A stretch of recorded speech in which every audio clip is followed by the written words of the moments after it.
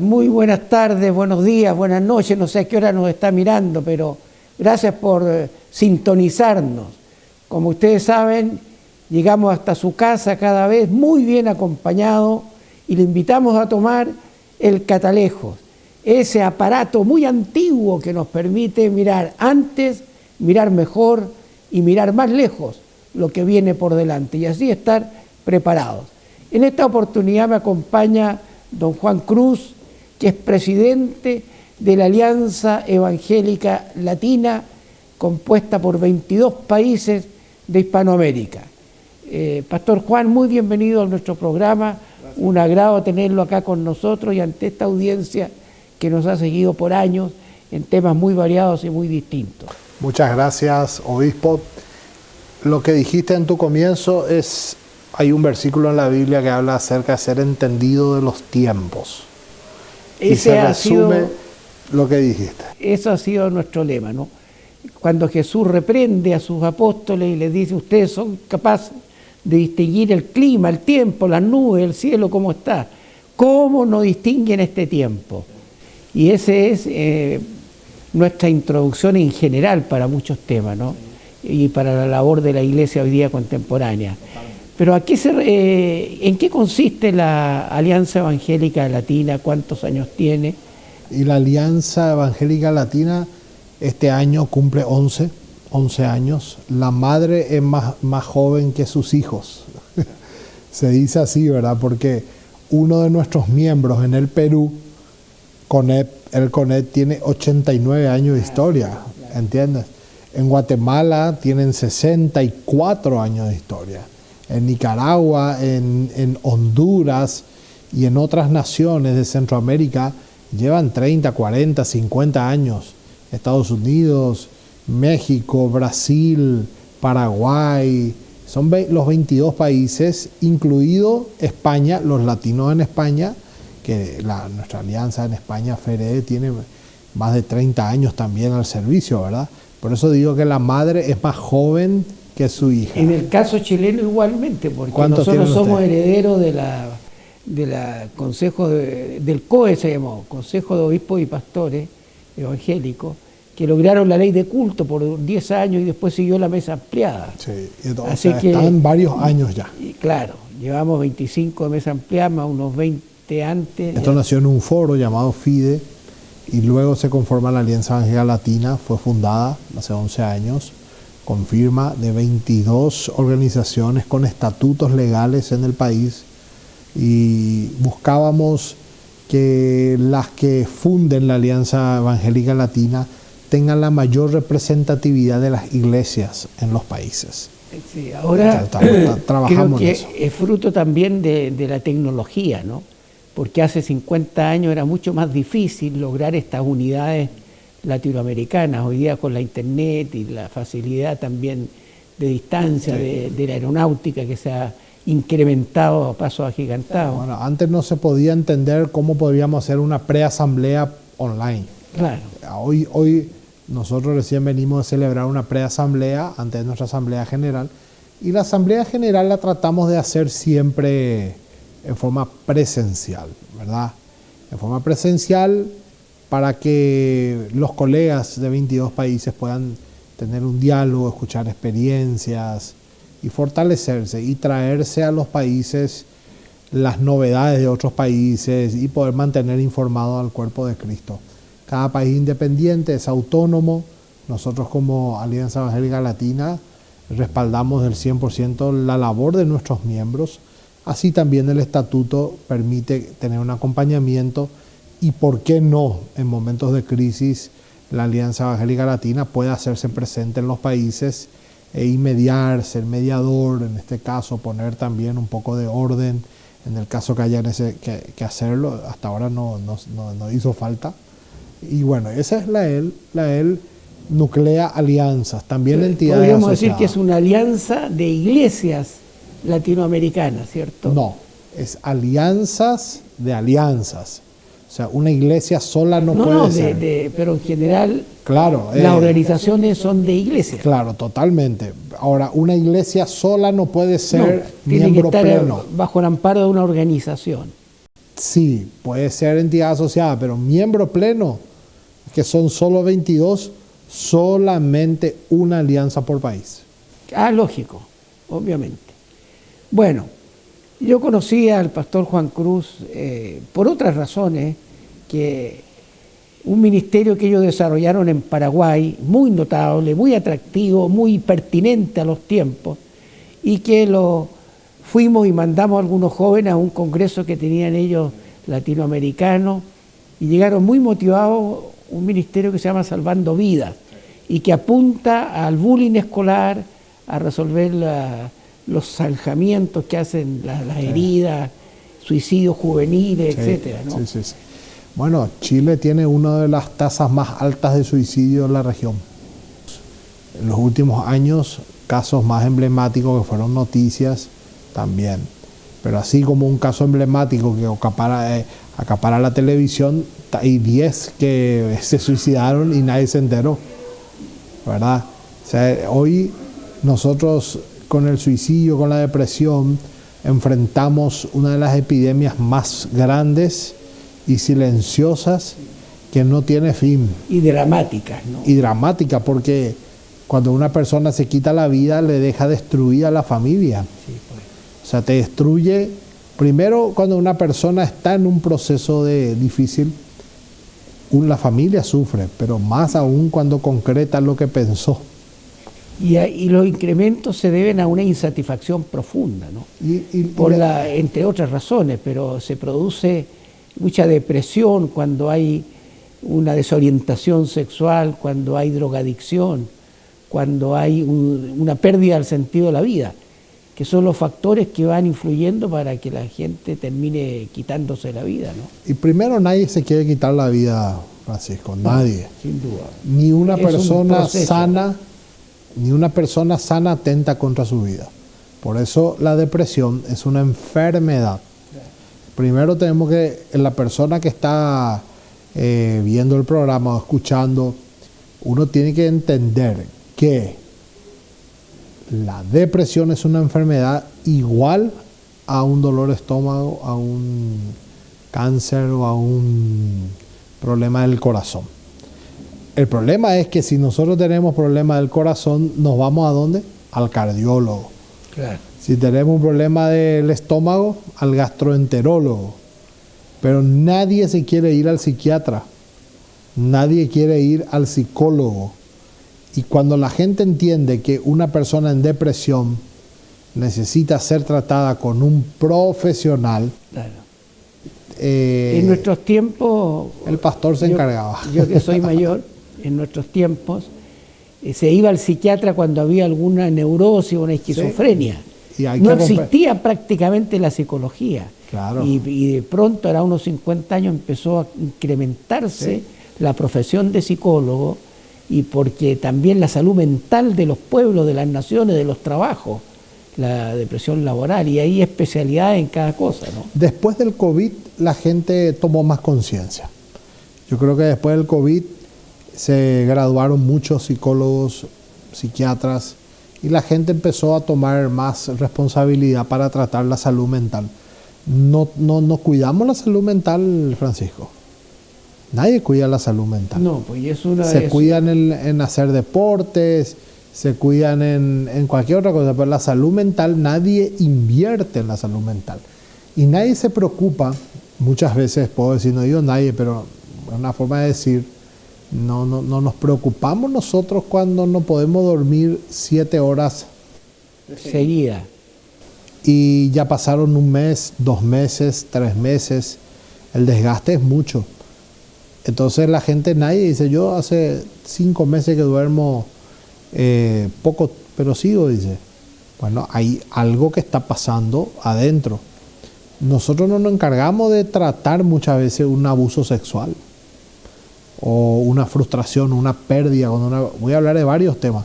Cuando una persona pierde una empresa o pierde dinero o tiene que enfrentar el divorcio o pierde un hijo o pierde un padre. O se le incendia una casa, como pasaba muy común en los veranos. Claro, eso es un dolor profundo. O cuando no pudo ingresar a la facultad, o cuando no pasó un examen, eso lleva a una frustración profunda.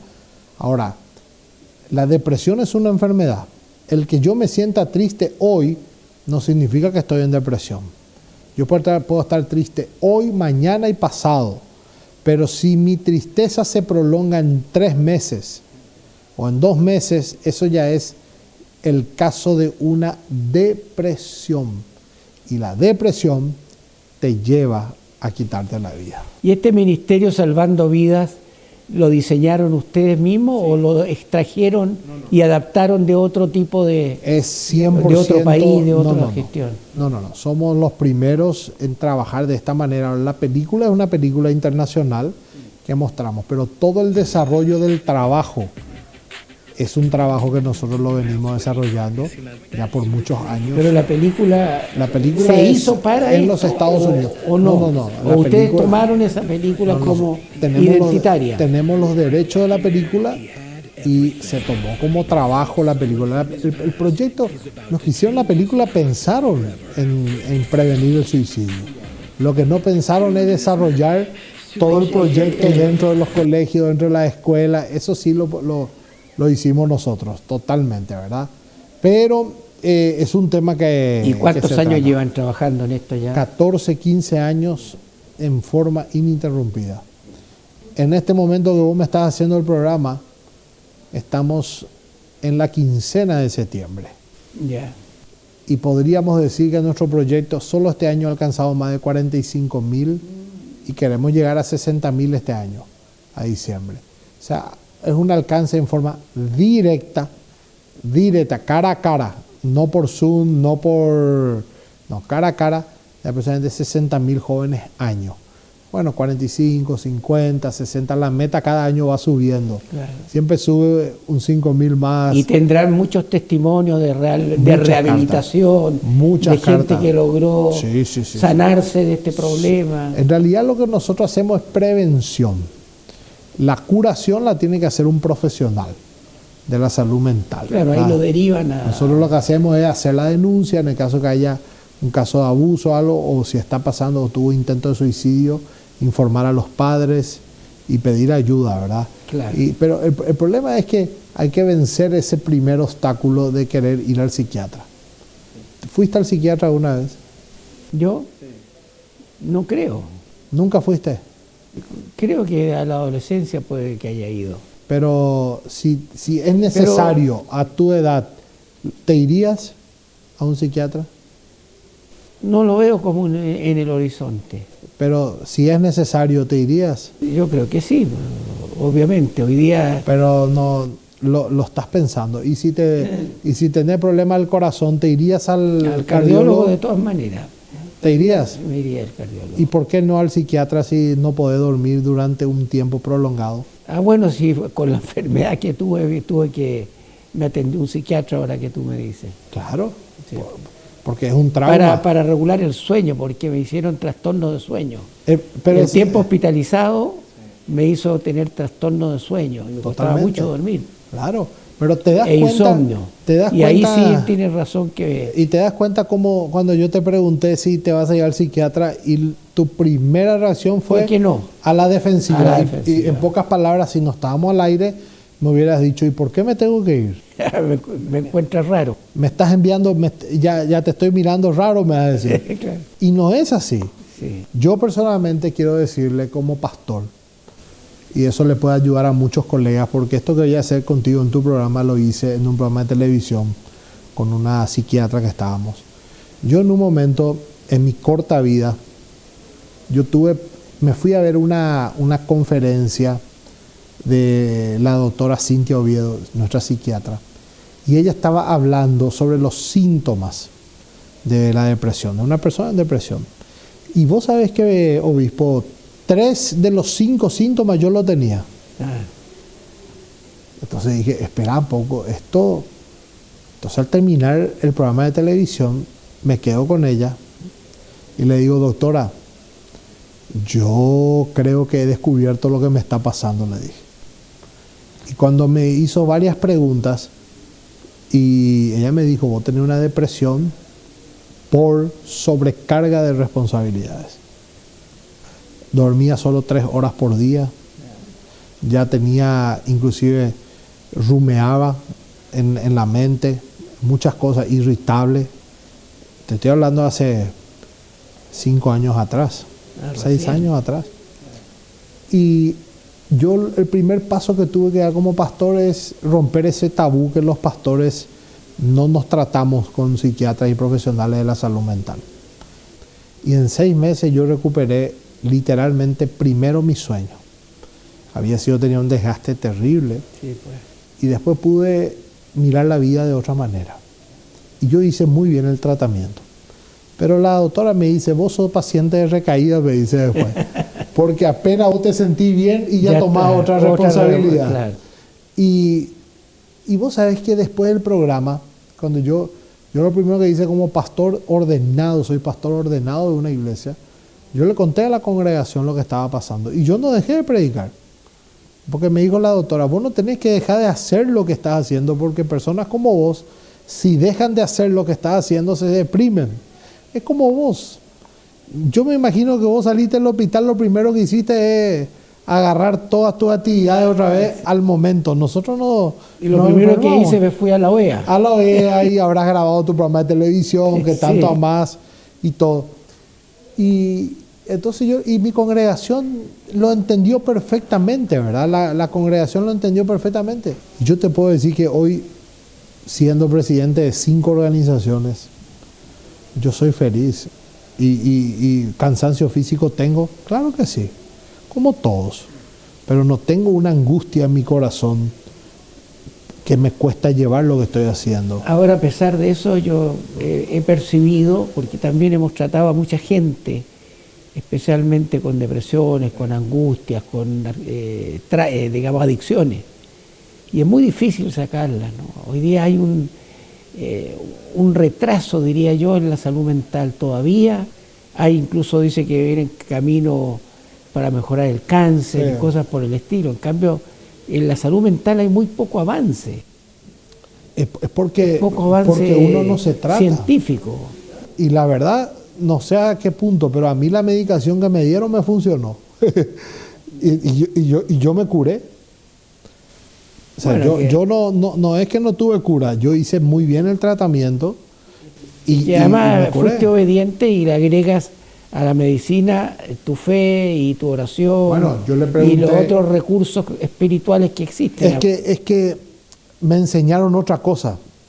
Me dice la doctora, estamos en un programa de televisión, me dice, nosotros los psiquiatras somos como, si vos estás en una piscina, me dice, te estás ahogando en una piscina. Ya.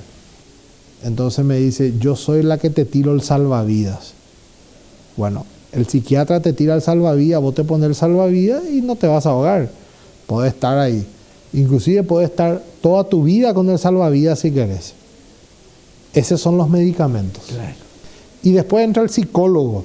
Por eso es un trabajo en equipo. Psicólogo, psiquiatra. El psicólogo es el que te saca el salvavidas, te dice, no podés vivir con el salvavidas siempre. Vamos a aprender a nadar, te voy a enseñar a nadar. En pocas palabras, te voy a enseñar a dejar los remedios. Te voy a enseñar a dormir sin tomar una pastilla. Te voy a enseñar a vivir, a enfrentar los problemas. Que es como un nuevo aprendizaje. Claro. Y ahí viene el psicólogo. Y la parte espiritual. Ahí es discutible para muchos psiquiatras, ciencistas, como se dice, no reconocen aún que Dios es clave en la recuperación. Entonces yo le pregunté a un psiquiatra la vez pasada y él me afirmó, él como psiquiatra cristiano, que él considera que la relación espiritual, porque todo ser humano cree en algo. Bueno, en una relación espiritual ayuda muchísimo a la recuperación de una persona. Pero el error de la iglesia fue, cuando alguien está en depresión, lo primero que hace es llevarle al pastor para que ore por esa persona. Y así no funciona. Claro. ¿Entiendes? Hay que ir con los 2 elementos. Con los 3. Psiquiatra, psicólogo y la parte yo espiritual. Decía medicina y... medicina, la parte espiritual. Claro, porque somos cuerpo, alma, espíritu. Cuando el rey Asa, en el Antiguo Testamento, que fue uno de los reyes catalogados como reyes reformadores, reyes que hicieron lo recto delante de los ojos del Señor, Incluso él impidió que su madre tomara el rol de primera dama de la nación por su idolatría hacia la diosa Acera que había inculcado, ¿no? Y él dice en la escritura al final de su breve síntesis de su reinado, que al final enfermó de los pies. Y dice la acotación, y consultó a los médicos y no al Señor. O sea, habla de los dos elementos que deben tener. Aquí él se fue solo a la medicina y se olvidó de toda su trayectoria espiritual. Y viceversa. La parte espiritual, no siempre el Señor da la salud a la oración claro. que se le pide. Entonces, cuando nosotros entendemos tiene que ser la esto es medicina correcto. Y la espiritualidad. Totalmente, porque si nosotros pudiéramos curar la enfermedad con una oración, y hay casos, Sí, pues hay muchísimos, pero entonces ¿para qué está la medicina? Claro.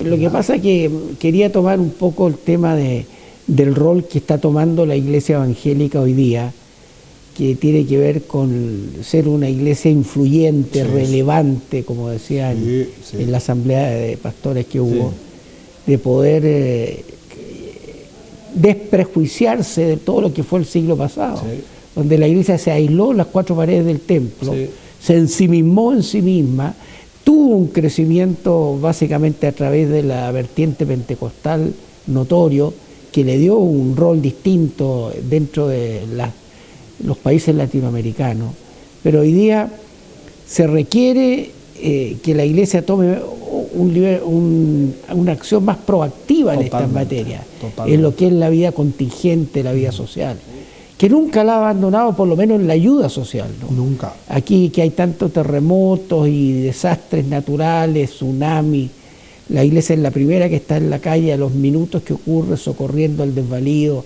haciendo comedores abiertos, la gente de calle. Ese rol no lo ha perdido nunca. Y en la gran mayoría sin fondo del Estado. Sin fondo del Estado, por supuesto. Dinero de la gente. En Chile hay una prohibición que las iglesias reciban fondo del Estado, salvo que alguien tenga una fundación. Si la iglesia tiene una fundación, a través de la fundación puede recibir, que son dineros concursables, que normalmente, y tristemente hay que decirlo, se pagan favores políticos ahí, por lo cual es muy difícil también adjudicárselo. Es mejor no aceptarlo. Claro, ahora, hay que tratar de batirse con los propios medios. La iglesia ha sido muy dadivosa siempre. Claro, nosotros sí o sí podemos ayudar de todas las maneras. Lo que yo le digo es lo que no negociamos es la predicación del Evangelio. Así pues. O sea, si vamos a entregar un plato de comida, permítanos orar y hablar de Cristo. Claro. Si vamos a ir a las cárceles, permítanos hablar de Cristo. O sea, esa es la manera que trabajamos, ¿verdad? La iglesia lo único que quiere es que la gente encuentre a Jesús y acepte a Jesús como su Señor y Salvador. Pero se está cambiando un poco este paradigma, se está rompiendo y ya esa vemos es que una de hay nuestras tareas. parlamentarios que son cristianos y que están liderando realmente en varios temas. Pero hay que ser más amplio, no solamente liderar en los temas valóricos, que es un primer rol que está relacionado con el Evangelio, sino que también en otras políticas públicas que son importantes, con una vocería propia nuestra como cristianos. Yo creo que los países los gobernantes se están dando cuenta de la influencia de la iglesia y necesitan la iglesia. Cosa que era impensable años atrás. Yo te contaba parte de la historia cuando entramos a este recinto, donde se habla del patio de los disidentes, donde no había dónde enterrar a los que creíamos o creían en aquel tiempo en Cristo y que eran catalogados como protestantes o evangélicos. Y el mismo registro civil, era parte de la nación según la fe de bautismo que se llevaba en las parroquias, no existía el registro civil, los matrimonios igual. O sea, ha habido un proceso en la historia de Chile y en general de Latinoamérica de pasar de estados confesionales y hoy día no estamos yendo al extremo, porque la mayoría de las constituciones de los países latinoamericanos están excomulgando a Dios de la Constitución. Ahí tiene la Cámara unas palabras finales que le pueda dirigir a quien nos está escuchando. No podemos calcular las miles de personas que puedan llegar a ver este programa de televisión. Imposible calcular. Solo decirles que si lo que estuve hablando sobre la salud mental es un tema que te está tocando, no tengas vergüenza de pedir ayuda. Creo que es importante buscar hacer el tratamiento completo. Si usted es pastor o asiste a una iglesia, creo que es el tiempo de ser una iglesia influyente. Todos tenemos dones, todos tenemos una tarea, una labor que hacer, pero nunca dejemos de predicar a Cristo, que es nuestra tarea, ¿verdad?, principal. Así que, obispo, muchas gracias. Saludo al pueblo chileno.